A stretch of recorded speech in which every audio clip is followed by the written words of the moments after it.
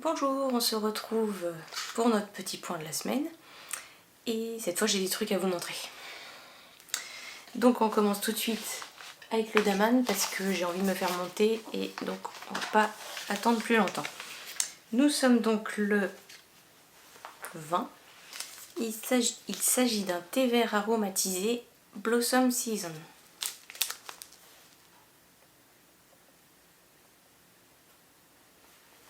Et comme d'habitude, il n'y a rien derrière, donc on va aller voir ce qu'il y a dedans. En évocation à l'anami, littéralement regarder les fleurs, une tradition au Japon depuis le 8e siècle qui célèbre chaque printemps la merveilleuse saison des arbres en fleurs, Blossom Season est l'association d'un thé vert sencha du Japon à la délicate note fleurie de fleurs de cerisier et à celle de la fraise, dont les premières récoltes coïncident avec la saison de contemplation des arbres en fleurs. Ingrédients, thé vert, arôme, fleurs de cerisier, sakura, fraise, pétales de fleurs. Et c'est à faire infuser à 80 degrés 2 minutes, 2 minutes 30.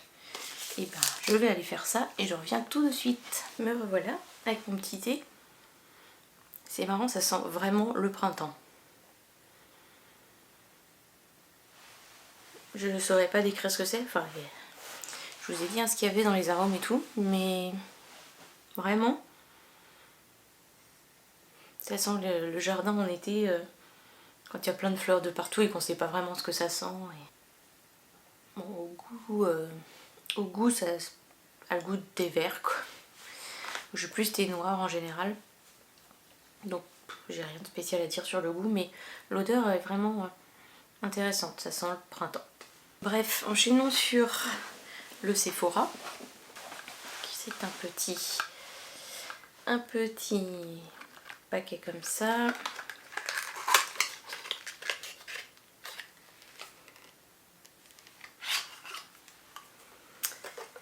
C'est un sérum niacinamide de The Inkey-List, aide à maîtriser l'apparence de l'excès de sérum.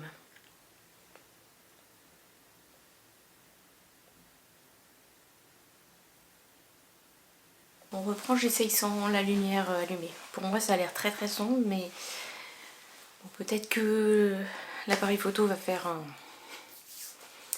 un réglage de lui-même, on verra. Donc je disais, le calendrier de l'Avent Sephora, je trouve qu'il est vraiment bien. Les trucs sont, a priori, je trouve globalement faits pour aller à peu près tout le monde. Donc il n'y a rien qui est vraiment à côté de la plaque où je me dis vraiment ça va à une minorité de personnes. Donc globalement je suis contente. Il y a évidemment des choses que j'utiliserai pas, mais je pense que je vais pouvoir le donner à des personnes autour de moi. Ou éventuellement les revendre sur Vinted. On verra. On passe au calendrier de l'Avent de Tricot & Stitch.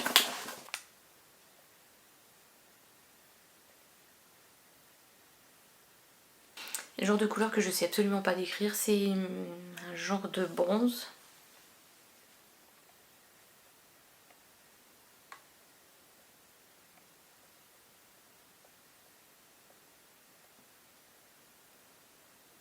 La couleur s'appelle Chevalier. Le dessus du champignon chevalier, il est pas mal comme ça. Je sais pas si vous verrez bien. Un peu jaune vert bronze quoi. Alors niveau objet terminé, je peux vous montrer. Je vais vous expliquer. Donc j'ai deux choses en un objet terminé. Donc le premier c'est mon châle True Colors, dont je vous ai déjà parlé plusieurs fois, que je vous avais montré presque terminé, restait à rentrer les fils et tout. Donc là, les fils sont rentrés, il est bloqué à peu près comme j'ai pu parce qu'il est immense et que je ne pouvais pas l'étaler en entier sur mon tapis de blocage. Et vous verrez probablement même pas tout. Il est très très très grand. Et il est très beau. Je suis contente. Donc voilà pour celui-ci. Pour rappel, donc il s'agit d'un modèle de Mélanie Berg.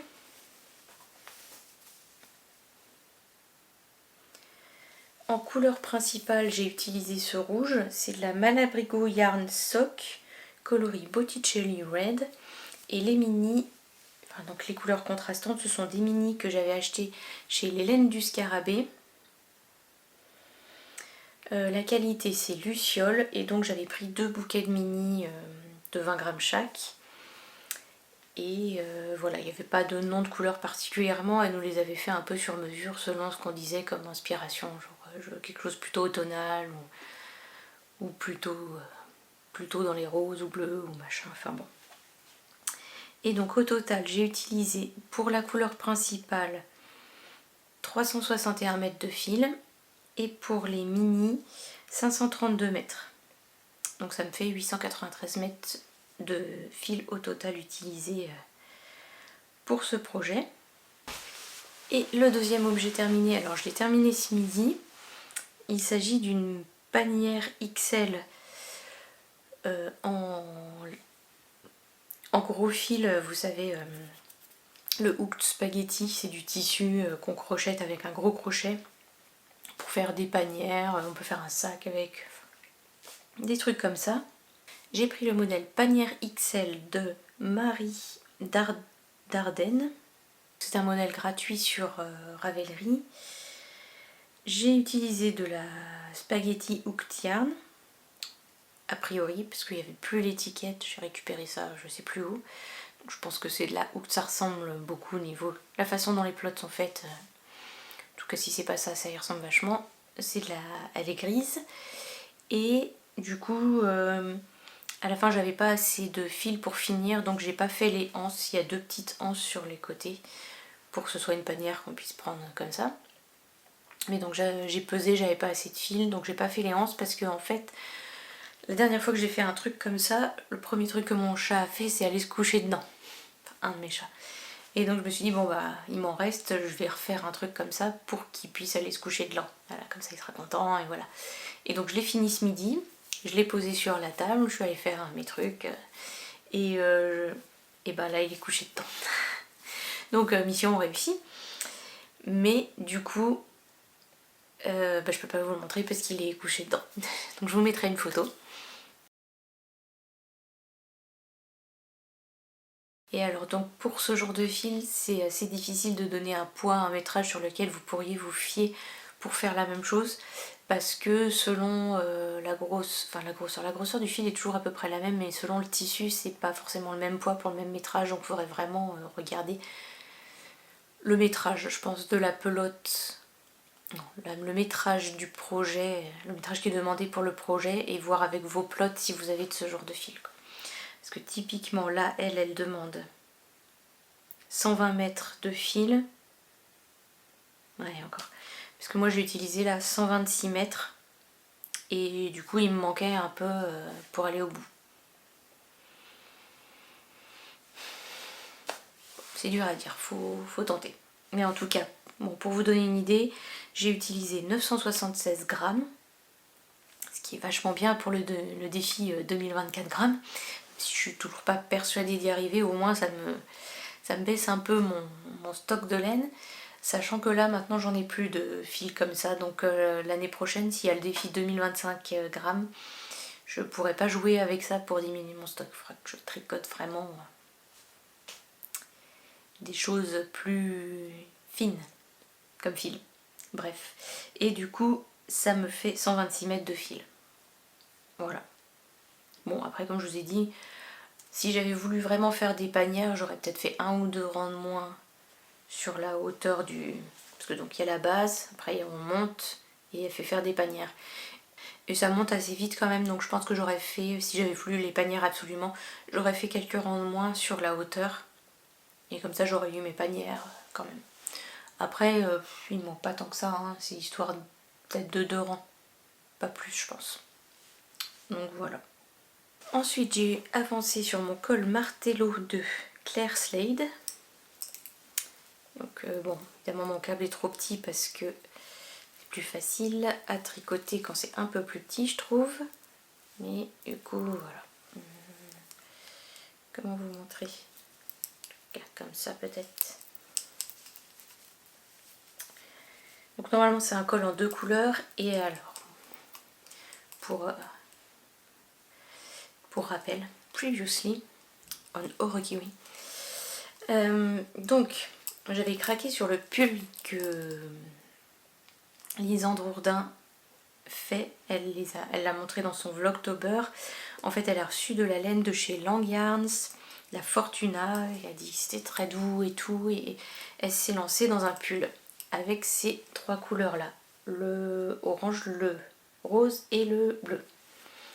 Et du coup j'étais en train de me dire je vais faire le même pull, il est trop beau et tout. En même temps je me suis dit c'est des couleurs quand même vachement flashy, c'est des grosses rayures, potentiellement ça va pas à tout le monde quand même, que ce soit les couleurs ou les grosses rayures.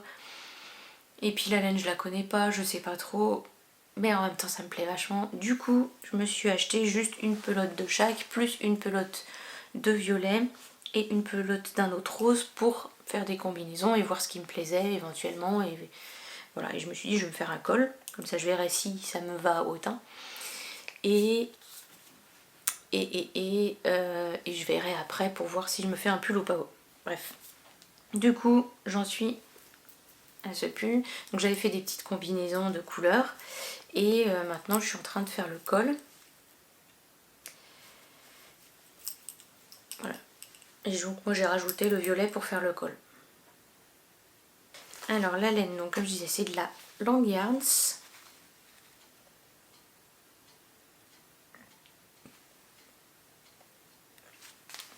Et donc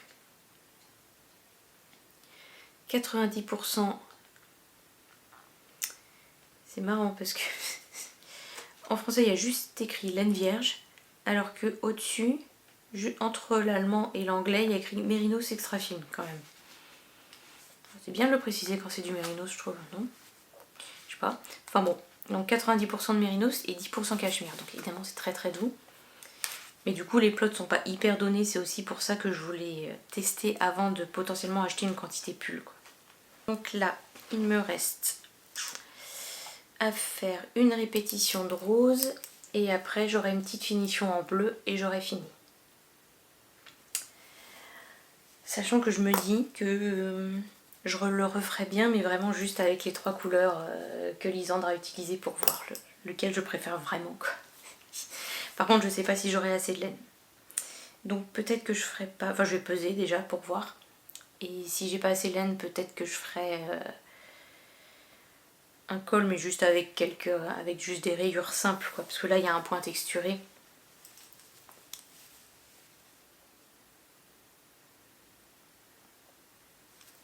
Puis là, il y a une forme qui se dessine, vous voyez. Bref, je sais pas. En tout cas, j'aime toujours bien ces couleurs flashy. Surtout que, enfin, on passe devant les magasins, c'est atroce en ce moment, les couleurs. Du noir, du beige, du blanc, du gris. Et tout le monde est habillé comme ça, du coup. Et je trouve ça hyper déprimant. Il fait moche, il fait nuit tout le temps, et tout le monde est en noir et en gris, quoi. Du coup, j'ai encore plus envie de me faire un pull flashy pour contraster. Bon, après, j'ai un manteau gris aussi, parce que je trouve pas de manteau coloré. Bon, après, j'ai pas été creusée dans certains magasins qui sont un peu chers, mais j'irai voir pendant les soldes. Mais, ouais. Bon, je dis ça, et aujourd'hui, j'ai un pull qui est quand même essentiellement noir. Mais bon, bref. Donc, voilà. Mon col avance bien, j'espère le finir d'ici demain. Et puis après je verrai si je me refais un deuxième col, si j'ai assez de laine, et si je m'achète la laine pour faire un pull. Mais ça, de toute façon, ce sera en 2025. Autre projet qui est flashy aussi, décidément. Donc c'est mon Kylie Pullover, donc que je veux finir maintenant. Parce que même si c'est un pull d'été, plutôt printemps, d'automne, enfin bon, un pull pas chaud quoi. Le point est un peu compliqué, c'est pas hyper compliqué mais ça demande d'être concentré quand même, et là je l'ai bien en tête, donc j'ai pas envie de le laisser de côté, le reprendre dans 3 mois et de plus du tout savoir où j'en suis. Donc je voudrais le finir maintenant. Donc j'avais fini le corps et je suis ravie de vous annoncer que j'ai une manche. Et donc il faut que je reprenne la deuxième manche. Voilà.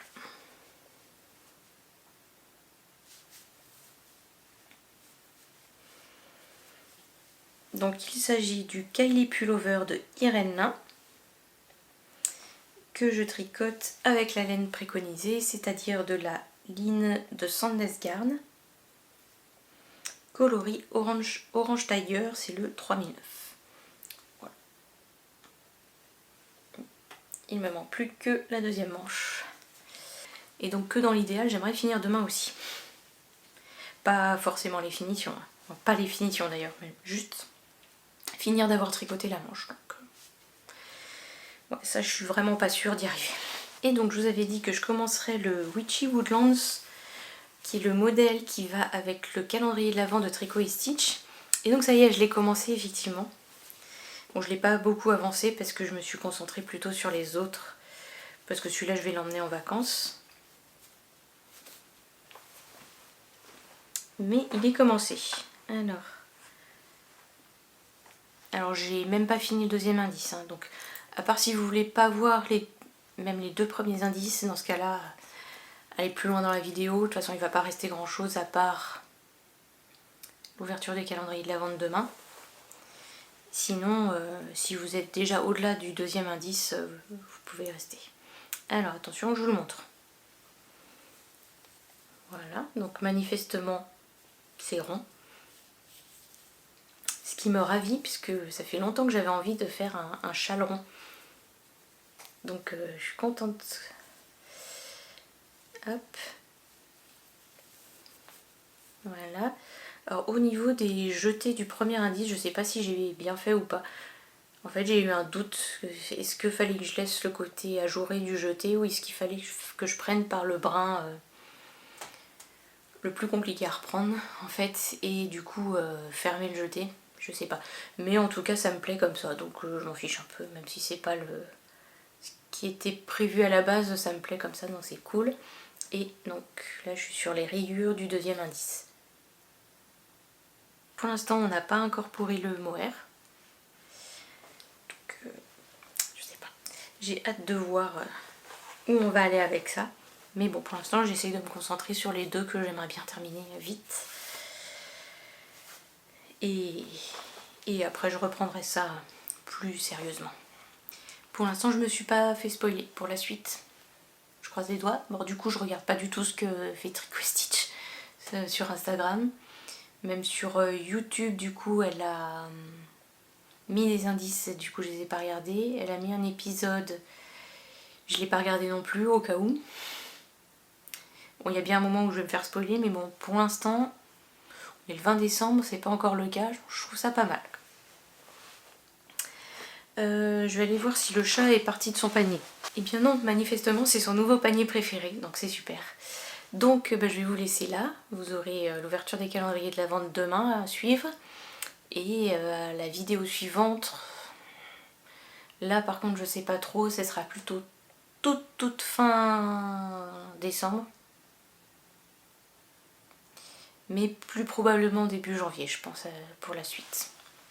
Parce que là ça va être un peu compliqué avec Noël et tout d'arriver à filmer, monter, publier. C'est moi où ça devient encore plus sombre. Bref. Donc la prochaine vidéo à suivre, là je vais filmer des bouts de vidéo sur les cadeaux de Noël. La box, ouais, il n'est même pas 16h. Je vais ouvrir ma box Lily comme tout, que vous verrez après du coup. Et puis bah voilà, bonne fête de fin d'année. J'espère que vous profiterez bien de tout ça, que ce sera pas trop stressant. Et puis je vous souhaite plein de bonnes choses et à bientôt.